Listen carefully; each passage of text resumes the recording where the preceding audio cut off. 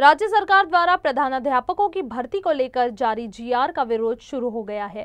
सोमवार को विद्यापीठ शिक्षण मंच ने नागपुर विभाग के सह संचालक उच्च व तंत्र शिक्षण विभाग कार्यालय के बाहर आंदोलन किया और जीआर को रद्द करने की मांग की।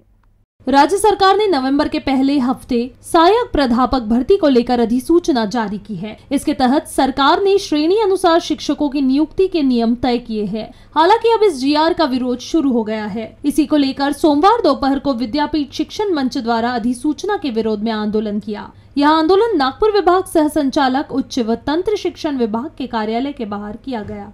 इस दौरान शिक्षकों ने जीआर के खिलाफ जोरदार नारेबाजी की और सह संचालक के माध्यम से राज्यपाल, मुख्यमंत्री और उच्च शिक्षा मंत्री को निवेदन कर जीआर को वापस लेने और कमियों को दूर कर वापस इसे लाने की मांग की। शिक्षकों का कहना है कि यह छात्रों की गुणवत्ता से ज्यादा संस्था की छवि को देखते बनाया गया है।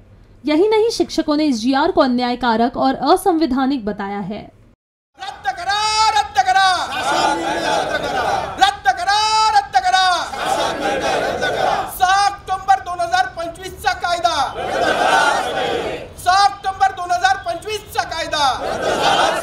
सामान्यपणे एका विद्यापीठातून पासआउट होणाऱ्या विद्यार्थ्यांसाठी वेगळे निकष आणि सर्वसामान्य विद्यापीठातून पासआउट होणारे विद्यार्थ्यांसाठी वेगळे निकष हे आर्टिकल 14च्या समान न्याय हक्काला धरून नाही। संविधानाचं कुठेतरी या ठिकाणी प्रॉपर फॉलोअप होत नाही असं आम्हाला वाटतं आणि म्हणून सामान्यपणे ग्रामीण भागात शिक्षण घेणारा विद्यार्थी एका पदभरतीच्या संदर्भात वेगवेगळ्या ज्या ठिकाणी नियुक्त्या होतील त्या ठिकाणी तो पात्र राहणार नाही। त्यामुळे न्याय सर्वांसाठी समान असावा, निकष सर्वांसाठी समान असावे म्हणून शैक्षिक महासंघ विद्यापीठ शिक्षण मंच मागणी करत आहे की हा 6 ऑक्टोबर 2025 चा कायदा रद्द करून त्यात सुधारणा करून नवीन कायदा बनवून सर्वांसाठी समान निकष लागू करावे।